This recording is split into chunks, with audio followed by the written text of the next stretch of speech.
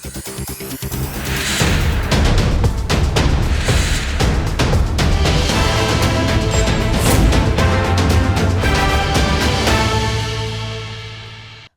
ತೆರವಿಗೆ ಭಾರಿ ವಿರೋಧ. ಶಿವಾಜಿನಗರದಲ್ಲಿ ಗಲಾಟೆ, ಅಧಿಕಾರಿಗಳನ್ನೇ ಅಟ್ಟಾಡಿಸಿದ್ರು.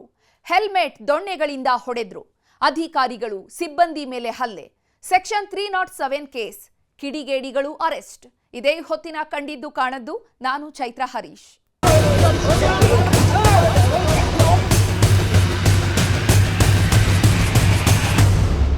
ಕ್ಲೀನ್ ಬೆಂಗಳೂರಿಗೆ ಶಿವಾಜಿನಗರದಲ್ಲಿ ವಿರೋಧ. ಫುಟ್ಪಾತ್ ತೆರವು ಮಾಡಲು ಹೋದವರನ್ನ ಅಟ್ಟಾಡಿಸಿಕೊಂಡು ಹೊಡೆದ ಕಿಡಿಗೇಡಿಗಳು. ಅಧಿಕಾರಿಗಳ ಮೇಲೆ ಹಲ್ಲೆ, ಪೆಪ್ಪರ್ ಸ್ಪ್ರೇ ದಾಳಿ. ಶಿವಾಜಿನಗರದಲ್ಲಿ ಫುಟ್ಪಾತ್ ತೆರವು ಮಾಡಬಾರ್ದಾ? ಬೆಂಗಳೂರಿಗೊಂದು ನ್ಯಾಯ, ಶಿವಾಜಿನಗರಕ್ಕೊಂದು ನ್ಯಾಯನ? ಹಲ್ಲೆ ಮಾಡಿದ್ಯಾರು? ಅಧಿಕಾರಿಗಳು ಹೇಳಿದ್ದೇನು?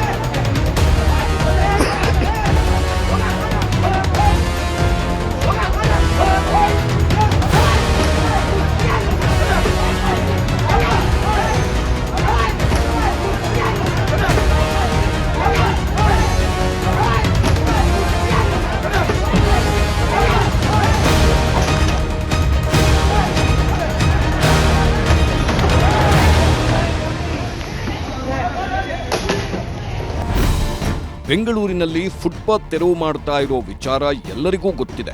ಜನರ ಸುರಕ್ಷತೆಯ ದೃಷ್ಟಿಯಿಂದ ಸುಪ್ರೀಂ ಕೋರ್ಟ್ ಸಹ ಫುಟ್ಪಾತ್ ತೆರವಿಗೆ ಆದೇಶ ಮಾಡಿದೆ. ಕ್ಲೀನ್ ಬೆಂಗಳೂರು ಮಾಡುವ ಪಣತೊಟ್ಟು ಕೃಷ್ಣ ಬೈರೇಗೌಡರು ಫುಟ್ಪಾತ್ ಮೇಲಿನ ಅಂಗಡಿಗಳನ್ನ ಎತ್ತಿಸ್ತಾ ಇದ್ದು ಈ ಕೆಲಸಕ್ಕೆ ಮೆಚ್ಚುಗೆಯೂ ವ್ಯಕ್ತವಾಗಿತ್ತು. ಆದರೆ ಈಗ ಫುಟ್ಪಾತ್ ತೆರವಿಗೆ ಭಾರೀ ವಿರೋಧ ವ್ಯಕ್ತವಾಗಿದ್ದು ಅಧಿಕಾರಿಗಳ ಮೇಲೆ ಹಲ್ಲೆಯೇ ನಡೆದಿದೆ.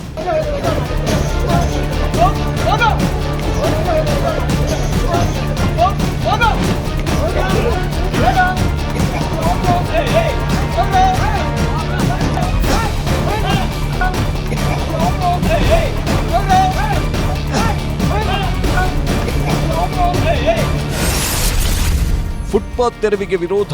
ಶಿವಾಜಿನಗರದಲ್ಲಿ ಭಾರೀ ಗಲಾಟೆ. ಅಧಿಕಾರಿಗಳನ್ನೇ ಅಟ್ಟಾಡಿಸಿದ್ರು. ಹೆಲ್ಮೆಟ್ ದೊಣ್ಣೆಗಳಿಂದ ಹೊಡೆದ್ರು. 6 ಅಧಿಕಾರಿಗಳ ಮೇಲೆ ಹಲ್ಲೆ. Section 307 case. ಕಿಡಿಗೇಡಿಗಳು ಅರೆಸ್ಟ್. ಮಾತಿಲ್ಲ, ಕಥೆ ಇಲ್ಲ. ಏಕಾಏಕಿ ವಾರ್ನಿಂಗ್, ಹಲ್ಲೆ, ಫುಟ್ಪಾತ್ ತೆರವು ಮಾಡಬೇಡಿ, ಹೋಗಿ ಅಂದ್ರು. ಸಮಾಧಾನ ಮಾಡುವಷ್ಟರಲ್ಲೇ ಏಟು. ಕೂತು ಮಾತಾಡುವಷ್ಟು ಸಂಯಮವೂ ಅವರಿಗಿರಲಿಲ್ಲ. ಒಬ್ಬರ ನಂತರ ಒಬ್ಬರು ಹಲ್ಲೆ ಮಾಡಿದ್ರು. ಮಹಿಳೆಯರು ಅನ್ನೋದನ್ನು ನೋಡದೆ ಸಿಕ್ಕ ವಸ್ತುಗಳಲ್ಲಿ ಹೊಡೆದ್ರು. ಹೆಲ್ಮೆಟ್ ದೊಣ್ಣೆಗಳಿಂದ ಹೊಡೆದು ಪೆಪ್ಪರ್ ಸ್ಪ್ರೇ ದಾಳಿ ಮಾಡಿದ್ರು. ಹೊರಟು ಹೋಗ್ತಾ ಇದ್ರು ಬಿಡದೆ ಅಟ್ಟಾಡಿಸ್ಕೊಂಡು ಹೊಡೆದ್ರು.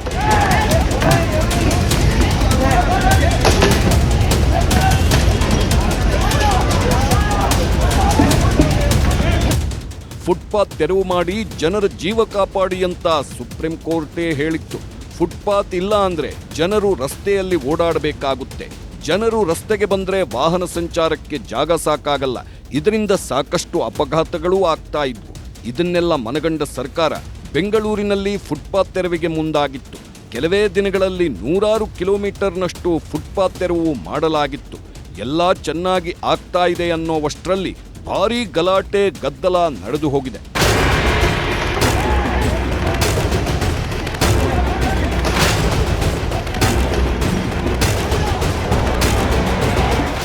ಮಲ್ಲೇಶ್ವರಂನಲ್ಲಿ ಫುಟ್ಪಾತ್ ತೆರವು ಆಯಿತು. ಗಾಂಧಿನಗರದಲ್ಲೂ ಫುಟ್ಪಾತ್ ತೆರವು ಆಯಿತು. ಕಾರ್ಪೊರೇಷನ್, ಬನಶಂಕರಿ ಅಂಥ ಏರಿಯಾಗಳಲ್ಲೇ ಶಾಂತಿಯುತವಾಗಿ ಫುಟ್ಪಾತ್ ಅನ್ನ ತೆರವು ಮಾಡಲಾಯಿತು. ಅಲ್ಲಲ್ಲಿ ಬೀದಿ ಬದಿ ವ್ಯಾಪಾರಿಗಳು ಅಸಮಾಧಾನ ತೋರಿಸಿದ್ದು ಬಿಟ್ರೆ ಎಲ್ಲೂ ಏನೂ ಹಿಂಸಾಚಾರ ಅಥವಾ ಗಲಾಟೆ ನಡೆದಿರಲಿಲ್ಲ. ಆದರೆ ಈಗ ಶಿವಾಜಿನಗರದಲ್ಲಿ ಫುಟ್ಪಾತ್ ತೆರವು ಮಾಡಲು ಹೋಗ್ತಾ ಇದ್ದಂತೆ ಭಾರೀ ಗಲಾಟೆ ನಡೆದು ಹೋಗಿದೆ. ಫುಟ್ಪಾತ್ ತೆರವು ಮಾಡಿಸಲು ಹೋದ ಅಧಿಕಾರಿಗಳನ್ನೇ ಅಲ್ಲಿನ ಜನರು, ವ್ಯಾಪಾರಿಗಳು ಅಟ್ಟಾಡಿಸಿಕೊಂಡು ಹೊಡೆದಿದ್ದಾರೆ.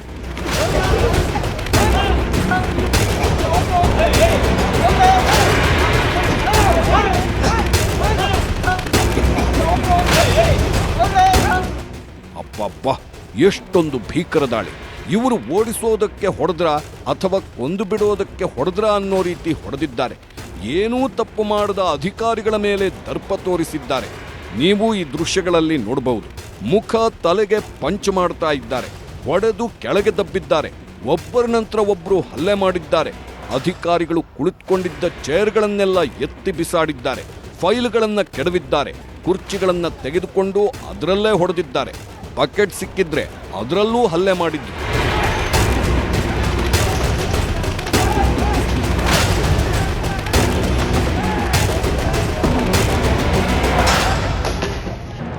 ಪಾಪ, ಅವರೇನೂ ಎದುರು ತಿರುಗಿಲ್ಲ, ಕನಿಷ್ಠ ಪಕ್ಷ ವಾಗ್ವಾದವನ್ನು ಮಾಡ್ತಾ ಇಲ್ಲ.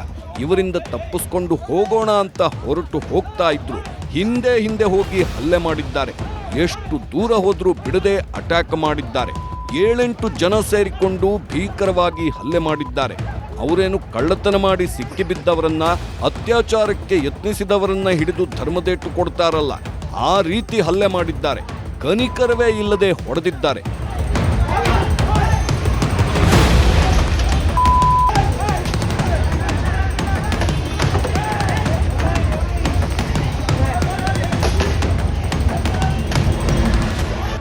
ಬೀದಿ ಬದಿ ವ್ಯಾಪಾರಿಗಳು, ಫುಟ್ಪಾತ್ ಮೇಲೆ ಅಂಗಡಿ ಇಟ್ಟುಕೊಂಡವರು ಈ ರೀತಿ ಹಲ್ಲೆ ಮಾಡುವುದಿಲ್ಲ.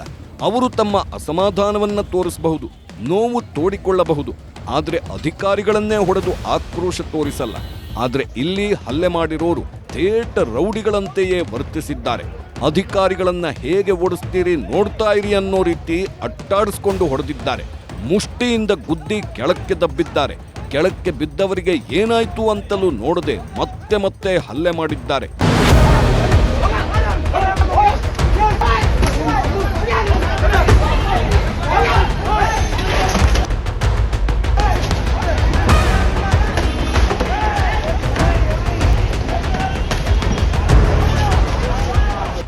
ಅಧಿಕಾರಿಗಳ ಮೇಲೆ ಎಷ್ಟೊಂದು ಕ್ರೂರವಾಗಿ, ಎಷ್ಟೊಂದು ಅಮಾನವೀಯವಾಗಿ ನಡ್ಕೊಂಡಿದ್ದಾರೆ ಅಂದ್ರೆ ಮಹಿಳಾ ಅಧಿಕಾರಿಗಳು ಅನ್ನೋದನ್ನು ನೋಡದೆ ಅವರನ್ನು ಹೊಡೆದಿದ್ದಾರೆ.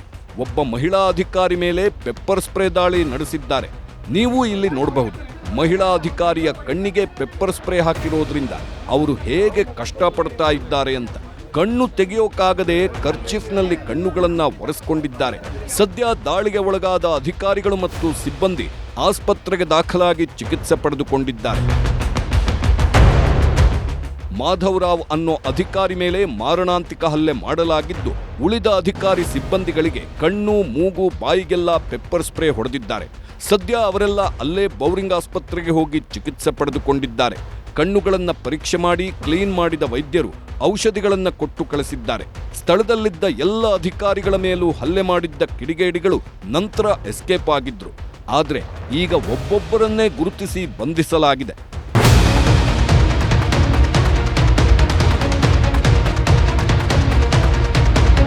ಅವರೆಲ್ಲ ಪ್ರೀ ಪ್ಲಾನ್ ಮಾಡಿಕೊಂಡೇ ಹಲ್ಲೆ ಮಾಡಲು ಬಂದಂತಿತ್ತು. ಅದಕ್ಕೆ ಅವರು ಪೆಪ್ಪರ್ ಸ್ಪ್ರೇ ಸಮೇತ ರೆಡಿಯಾಗಿ ಬಂದಿದ್ರಂತೆ.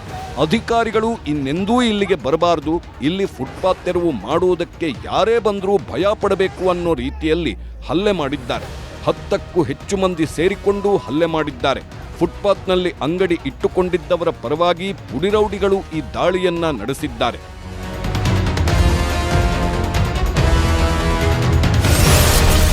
ಎಡಬಲಿ ಮಾಧವರಾವ್, ಎಡಬಲಿ Savitri, AE Gautam, AE Suchita, JCB driver Siddappa ಮತ್ತು ಟ್ರ್ಯಾಕ್ಟರ್ ಸಿಬ್ಬಂದಿ ಸುನಿಲ್ ಮೇಲೆ ಹಲ್ಲೆ ಮಾಡಲಾಗಿದೆ. ಬಂದಿರೋರು ಯಾರು, ಯಾಕಾಗಿ ಬಂದಿದ್ದಾರೆ, ಯಾರು ಹೇಳಿದ್ದಕ್ಕೆ ಬಂದಿದ್ದಾರೆ ಅನ್ನೋದನ್ನ ಕೇಳದೆ ಏಕಾಏಕಿ ಹಲ್ಲೆ ಮಾಡಿದ್ದಾರೆ. ಅಧಿಕಾರಿಗಳು ಕರೆದುಕೊಂಡು ಬಂದಿದ್ದ ಜೆಸಿಬಿ ಡ್ರೈವರ್, ಟ್ರ್ಯಾಕ್ಟರ್ ಡ್ರೈವರ್ ಮೇಲೂ ಹಲ್ಲೆ ಮಾಡಿದ್ದಾರೆ. ಒಟ್ಟು 6 ಮಂದಿಯ ಮೇಲೆ ಭೀಕರವಾಗಿ ಹಲ್ಲೆ ಮಾಡಿದ್ದು ವಾರ್ನಿಂಗ್ ಕೊಟ್ಟು ಕಳಿಸಿದ್ದಾರೆ. ಈ ಕಡೆ ತಲೆ ಹಾಕಿದ್ರೆ ಹುಷಾರಂತ ಜೀವ ಬೆದರಿಕೆ ಹಾಕಿದ್ದಾರೆ.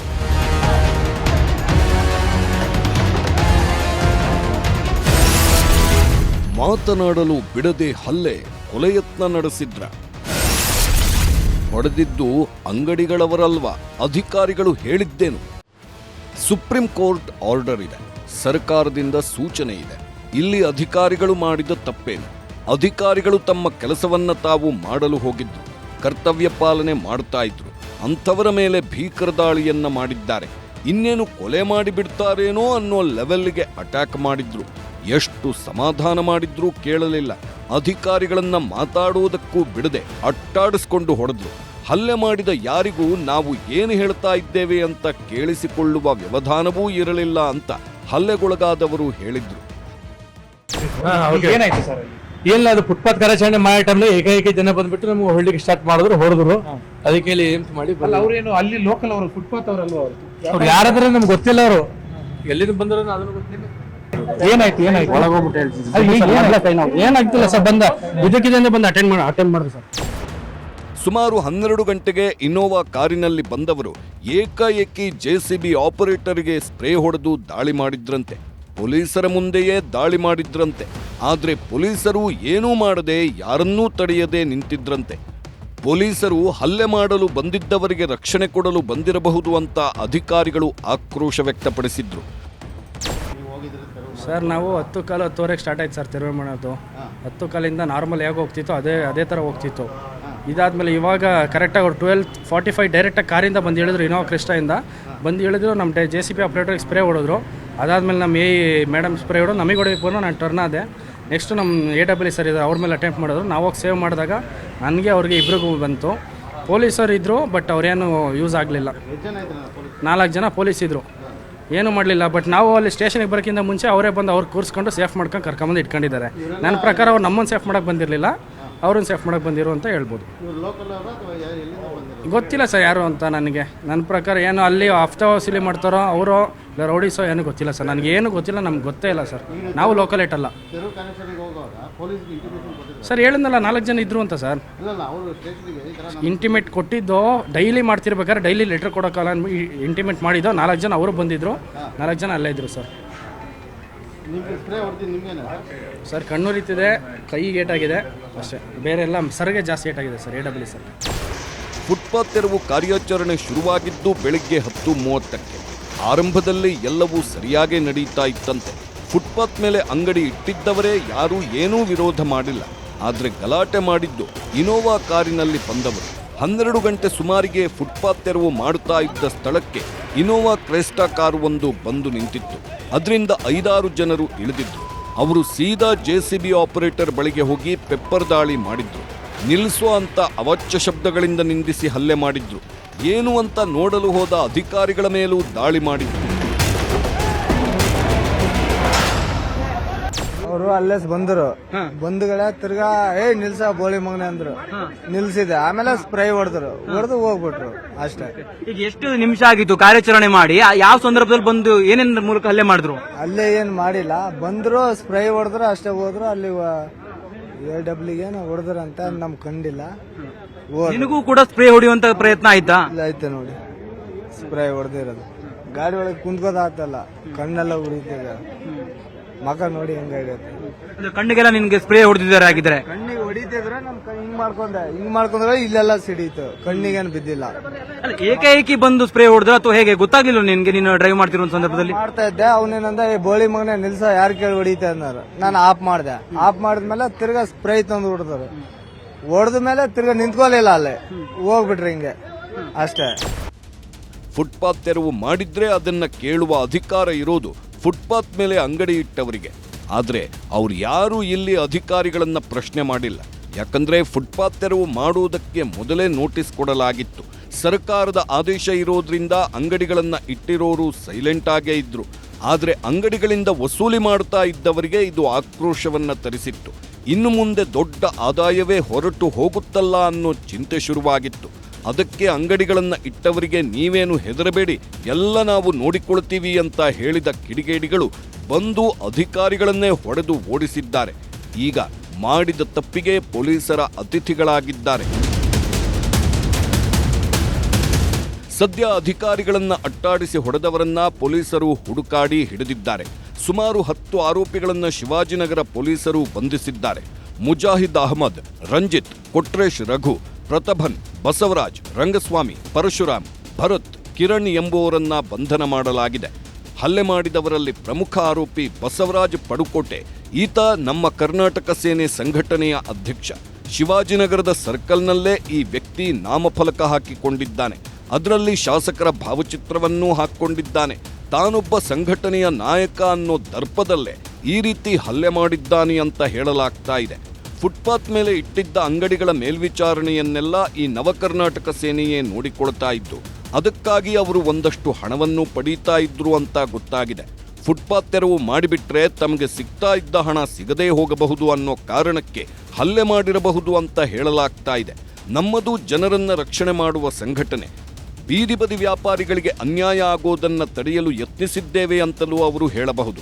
ಯಾವ ಹಿನ್ನೆಲೆಯಲ್ಲಿ ಹಲ್ಲೆ ಮಾಡಿದ್ದಾರೆ ಅನ್ನೋದನ್ನ ತನಿಖೆ ಮಾಡ್ತೀವಿ ಅಂತ ಪೊಲೀಸ್ ಕಮಿಷನರ್ ಹೇಳಿದ್ದಾರೆ.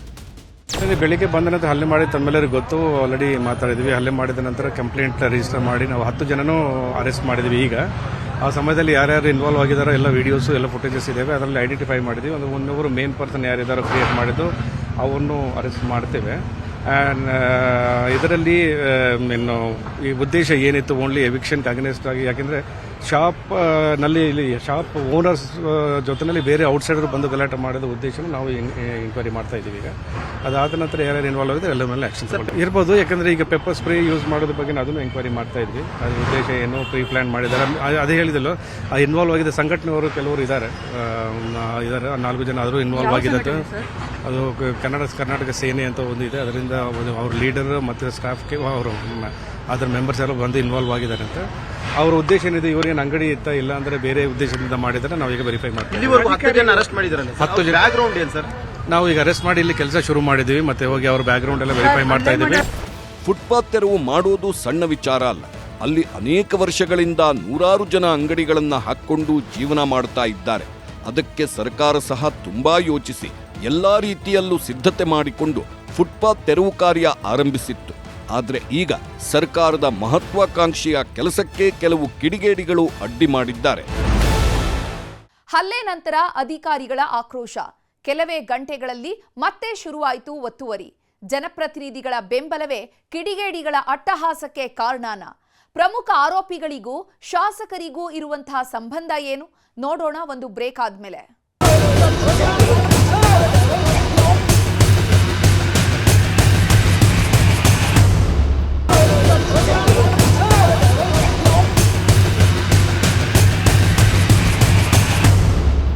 ಎಲ್ಲಾ ಕಡೆ ಒತ್ತುವರಿ ಸುಸೂತ್ರ. ಶಿವಾಜಿನಗರದಲ್ಲೇ ಯಾಕೆ ಗಲಾಟೆ?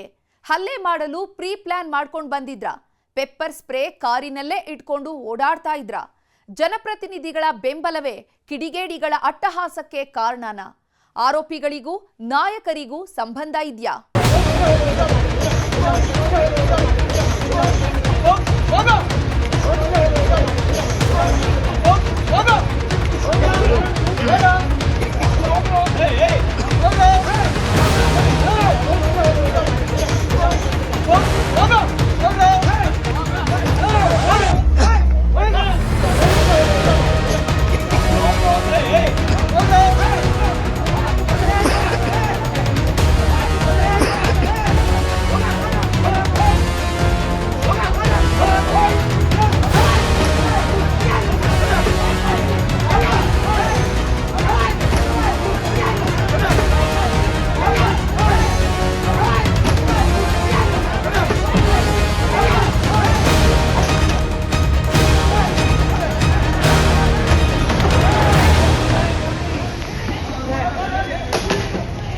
ಎಲ್ಲ ಕಡೆ ಒತ್ತುವರಿ ತೆರವು ಆಗ್ತಾ ಇದೆ.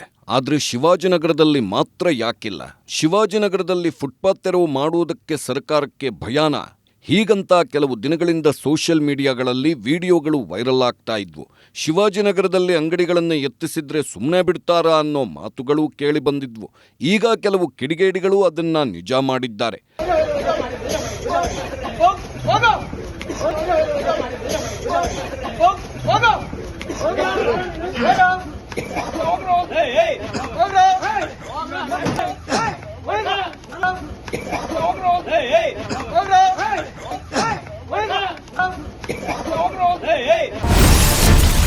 ಎಲ್ಲ ಕಡೆ ಒತ್ತುವರಿ ಸುಸೂತ್ರ. ಶಿವಾಜಿನಗರದಲ್ಲಿ ಗಲಾಟೆ ಯಾಕೆ? ಪೆಪ್ಪರ್ ಸ್ಪ್ರೇ ಎಲ್ಲಿಂದ ಬಂತು? ಹಲ್ಲೆಗೆ ಪ್ರೀ ಪ್ಲಾನ್ ಮಾಡಿದ್ರ? ಹಲ್ಲೆ ಮಾಡಿದ್ರೂ ನಿಲ್ಲಲಿಲ್ಲ ಒತ್ತುವರಿ. ಶಿವಾಜಿನಗರ ಗಲ್ಲಿಗಳಲ್ಲಿ ಘರ್ಜಿಸಿದ ಜೆಸಿಬಿ. ಸರ್ಕಾರ ಆದೇಶ ಮಾಡಿದ ಮೇಲೆ ಅಧಿಕಾರಿಗಳು ಅದನ್ನ ಪಾಲನೆ ಮಾಡಲೇಬೇಕಾಗುತ್ತೆ. ಯಾರಿಗಾದ್ರೂ ಏನಾದ್ರೂ ತಕರಾರು ಇದ್ರೆ ಅದನ್ನ ಸರ್ಕಾರದ ಜೊತೆಗೆ ಮಾತಾಡಬೇಕು, ಹೋರಾಟ ಮಾಡಬೇಕು, ಸರ್ಕಾರಕ್ಕೆ ಮನವಿ ಮಾಡಿಕೊಳ್ಬೇಕು. ಅದನ್ನೆಲ್ಲ ಬಿಟ್ಟು ಅಧಿಕಾರಿಗಳನ್ನ ಹಿಡಿದು ಹೊಡೆದರೆ ಸಮಸ್ಯೆಗೆ ಪರಿಹಾರ ಸಿಗುತ್ತಾ ಅಥವಾ ಒತ್ತುವರಿ ಕೆಲಸ ನಿಂತು ಹೋಗುತ್ತಾ? ಖಂಡಿತ ಇಲ್ಲ. ಅಧಿಕಾರಿಗಳ ಮೇಲೆ ಹಲ್ಲೆಯ ನಂತರ ಜೆಸಿಬಿ ಮತ್ತಷ್ಟು ಜೋರಾಗಿ ಘರ್ಜಿಸಿದೆ. ಫುಟ್ಪಾತ್ ಮೇಲಿದ್ದ ಅಂಗಡಿಗಳನ್ನೆಲ್ಲ ಧ್ವಂಸ ಮಾಡಿದೆ. ನಾವೇ ಎಲ್ಲ, ನಮಗಿಂತ ಯಾರೂ ಇಲ್ಲ ಅಂತ ವರ್ತಿಸಿದ್ರೆ ಅವರು ಅದಕ್ಕೆ ತಕ್ಕ ಬೆಲೆ ತೆರಬೇಕಾಗುತ್ತೆ. ಈ ಪ್ರಕರಣದಲ್ಲೂ ಅಷ್ಟೇ. ದರ್ಪ ತೋರಿದ ಕಿಡಿಗೇಡಿಗಳು ಕೆಲವೇ ಗಂಟೆಗಳಲ್ಲಿ ಅರೆಸ್ಟ್ ಆಗಿದ್ದಾರೆ. ಅವರೆಲ್ಲ ನ್ಯಾಯ ಕೇಳುವುದಕ್ಕೆ ಬಂದಿದ್ರೆ ಅಧಿಕಾರಿಗಳ ಜೊತೆ ಮಾತಾಡಿ ತಮ್ಮ ಸಮಸ್ಯೆ ಹೇಳಬೇಕಿತ್ತು. ಆದ್ರೆ ಅದನ್ನ ಬಿಟ್ಟು ಗೂಂಡಾಗಳಂತೆ ವರ್ತಿಸಿದ್ರು. ಮಹಿಳಾ ಅಧಿಕಾರಿಗಳು ಅನ್ನೋದನ್ನು ನೋಡದೆ ಕಣ್ಣಿಗೆ ಪೆಪ್ಪರ್ ಸ್ಪ್ರೇ ಮಾಡಿದ್ರು. ಇನ್ನು ಅವರು ಹಲ್ಲೆ ಮಾಡುವುದಕ್ಕೆ ಮೊದಲೇ ತಯಾರಿಯನ್ನೂ ಮಾಡಿಕೊಂಡು ಬಂದಿದ್ರಂತೆ. ಪೆಪ್ಪರ್ ಸ್ಪ್ರೇ ಕಾರಿನಲ್ಲಿ ತಗೊಂಡು ಬಂದಿದ್ರು. ಅದರ ಬಗ್ಗೆಯೂ ಈಗ ಪೊಲೀಸರು ತನಿಖೆ ಮಾಡ್ತಾ ಇದ್ದಾರೆ. ಮತ್ತೊಂದು ಕಡೆ ಅಧಿಕಾರಿಗಳ ಮೇಲೆ ಹಲ್ಲೆಗೆ ತೀವ್ರ ಆಕ್ರೋಶ ವ್ಯಕ್ತವಾಗಿದ್ದು, ಆರೋಪಿಗಳನ್ನು ಸುಮ್ಮನೆ ಬಿಡೋದಿಲ್ಲ, ಒತ್ತುವರಿ ತೆರವು ನಿಲ್ಲಿಸೋದೂ ಇಲ್ಲ ಅಂತ ಸಚಿವ ಕೃಷ್ಣ ಬೈರೇಗೌಡ ವಾರ್ನಿಂಗ್ ಕೊಟ್ರು. ಈಗ ಆಲ್ರೆಡಿ 10 ಜನವನ್ನ ಪೊಲೀಸರು ಯಾರ್ಯಾರು ಈ ಹಲ್ಲೆಯಲ್ಲಿ ಭಾಗಿಯಾಗಿದ್ರು 10 ಜನಗಳನ್ನ ಕರ್ಕೊಂಡು ಬಂದಿದ್ದಾರೆ. ಬಸವರಾಜ್ ಅನ್ನೋರು ಇನ್ನೂ ಸಿಕ್ಕಿಲ್ಲ. ಈಗ ತಕ್ಷಣ ಅವರನ್ನು ಕೂಡ ಅರೆಸ್ಟ್ ಮಾಡಬೇಕು ಅಂತ ನಾನು ಪೊಲೀಸವ್ರಿಗೆ ಮಾತಾಡಿದ್ದೇನೆ. ಪೊಲೀಸ್ ಕಮಿಷನರ್ಗೂ ಮಾತಾಡಿದ್ದೇನೆ, DCPಗೆ ಮಾತಾಡಿದ್ದೇನೆ ಮತ್ತು ಅವ್ರ ಮೇಲೆ ಗೂಂಡಾ ಕೇಸನ್ನು ಹಾಕಬೇಕು ಅಂತಲೂ ನಾನು ಸೂಚನೆ ಕೊಟ್ಟಿದ್ದೇನೆ. ಹಾಗೂ ಬೇರೆ ಯಾರ್ಯಾರು ಈ ಪೆಪ್ಪರ್ ಸ್ಪ್ರೇ ಮಾಡಿದ್ದಾರೆ ಮತ್ತು ಬೇರೆ ಸಾಮಗ್ರಿಗಳನ್ನು ತಗೊಂಡು ನಮ್ಮ ಸಿಬ್ಬಂದಿಯನ್ನು ಹೊಡೆದಿದ್ದಾರೆ ಅವರೆಲ್ಲರ ಮೇಲೆ 307 ಸೆಕ್ಷನ್ನನ್ನೇ ಹಾಕಬೇಕು ಅಂತಲೂ ನಾನು ಪೊಲೀಸವ್ರಿಗೆ ತಾಕೀತು ಮಾಡಿದ್ದೇನೆ. ಸಚಿವ ಕೃಷ್ಣ ಬೈರೇಗೌಡರು ಮಾತ್ರವಲ್ಲ, ಅಧಿಕಾರಿಗಳು ಸಹ ಈ ಘಟನೆಯನ್ನ ತೀವ್ರವಾಗಿ ಖಂಡಿಸಿ ಘಟನಾ ಸ್ಥಳಕ್ಕೆ ಹೋಗಿ ಪ್ರತಿಭಟನೆಯನ್ನ ಮಾಡಿದ್ರು. ಯಾವುದೇ ಕಾರಣಕ್ಕೂ ಒತ್ತುವರಿ ತೆರವು ನಿಲ್ಲಿಸಬಾರದು ಅಂತ ಹೇಳಿದ್ರು. ಈ ಪ್ರಕರಣದಿಂದ ನಮಗೆ ಹಿನ್ನಡೆಯಾದಂತಾಗುತ್ತೆ, ಹಾಗಾಗಿ ಒತ್ತುವರಿ ತೆರವು ಕಾರ್ಯ ಮುಂದುವರಿಸಬೇಕು ಅಂತ ಒತ್ತಾಯ ಮಾಡಿದ್ರು. ತಾತ್ಕಾಲಿಕ ನಿಲ್ಲಿಸಿದ್ವಿ, ಸಂಪೂರ್ಣ ಆಗೋರ್ಗು ನಾವು ಬಿಡಲ್ಲ. ಯಾಕಂದ್ರೆ ಇದು ನಮ್ಗೆ ಹಿನ್ನಡೆ ಆಗ್ಬಾರ್ದು.